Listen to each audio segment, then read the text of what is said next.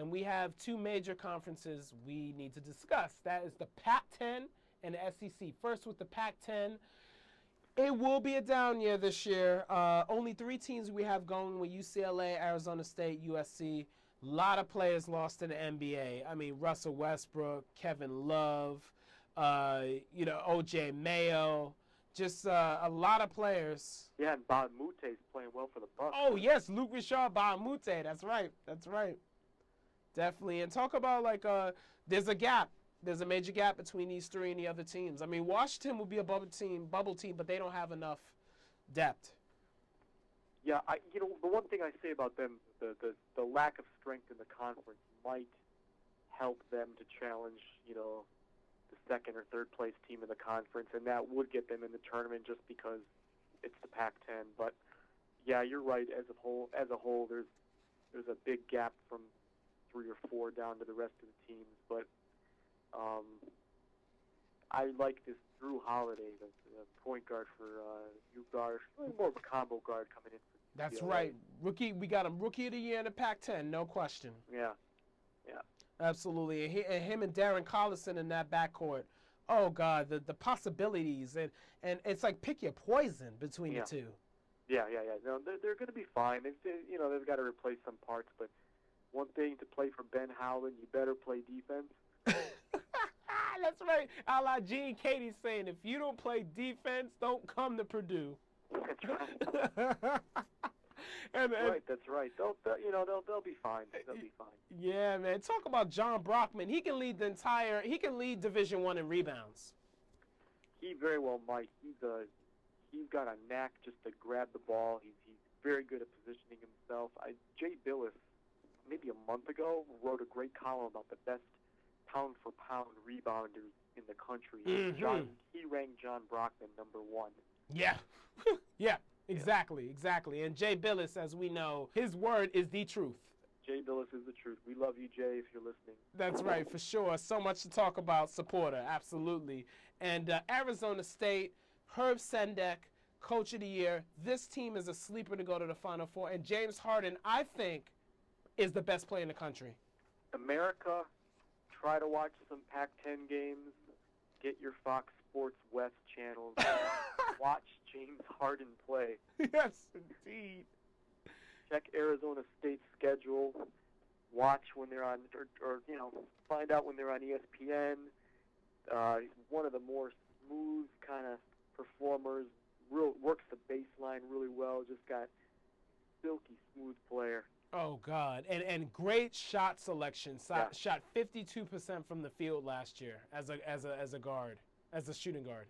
Waiting to happen, first round lottery pick without question. Oh, that's right. And he could have been one last year. Absolutely. Yeah. And him and Chase Budinger, both of those guys could have been, and they elected to go back to school, which was interesting. And another guy we mentioned too, a guy who came back who was well received in the draft camp of Vaden.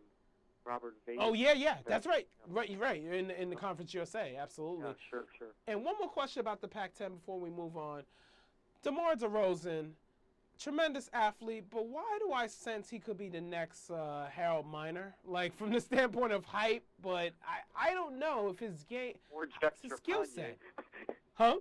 Or Jeff Trepanier. Jeff Trepanier, right? SC, that's right. SC's had these athletes, but... what do you think of DeRozan's skill set right now?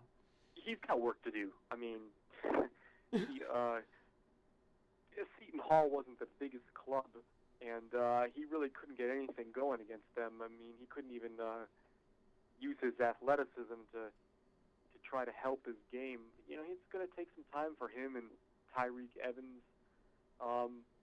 These guys need to really just work on their shooting. If they can, get in the gym and work on their shot, everything will come together. But they're not going to be able to do it strictly by athleticism. I mean, I saw in that Memphis game and in the USC Seton Hall game, teams just backing off these guys, daring them to make shots. Right.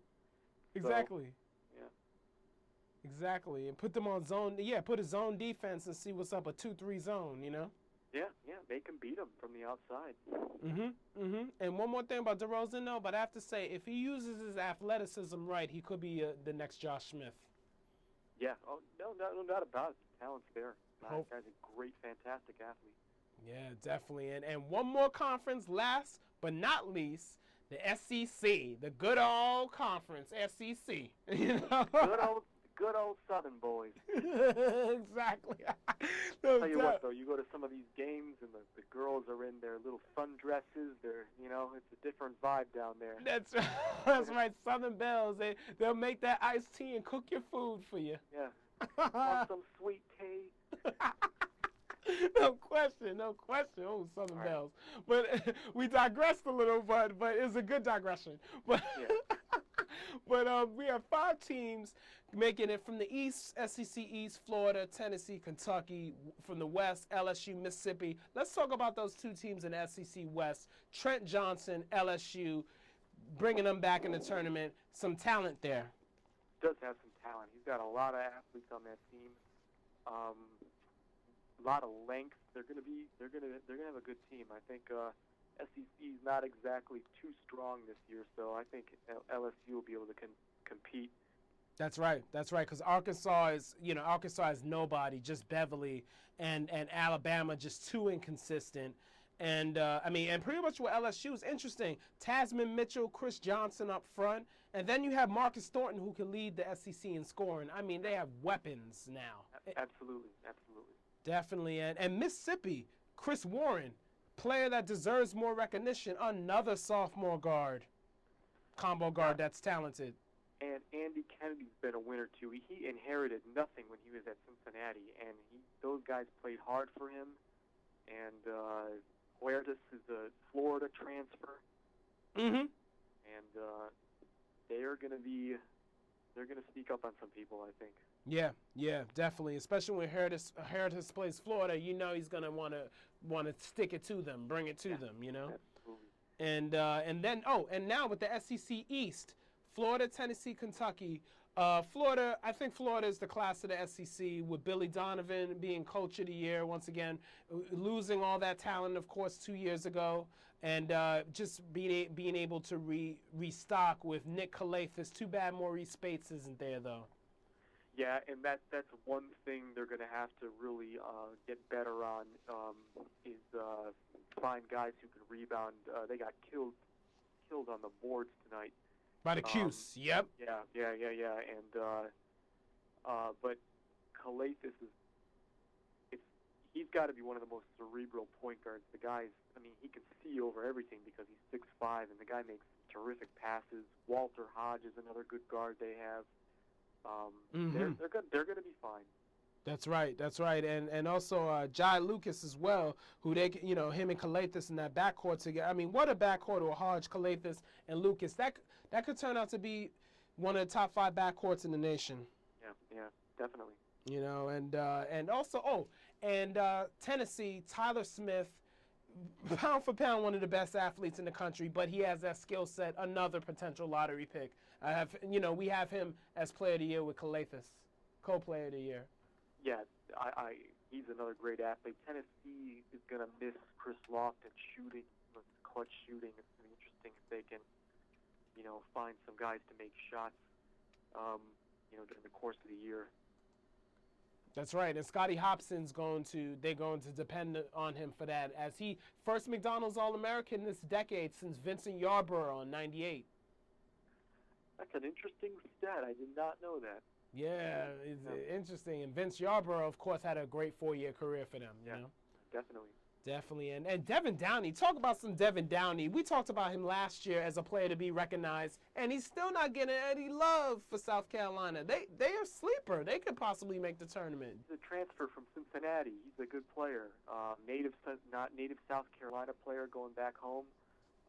He is very good, very underrated, and you're right about South Carolina. They could sneak up and surprise some people. That's true. That's very true. And wow, so much to talk about. And I want to let the audience know that I will be back to talk about the mid-major teams that will make the tournament. And, talk about also, too, I'll talk about the 10 players that we need to look out for as well that are in those small schools. But, Paul, I want to thank you for your knowledge, for your help in being able to dissect the 12 conferences that will have more than one team in the tournament. Once again, always a pleasure to have you on SMTA. Oh, pleasure's mine. It's always fun talking about this with you. It's a great time of year, and thanks for having me.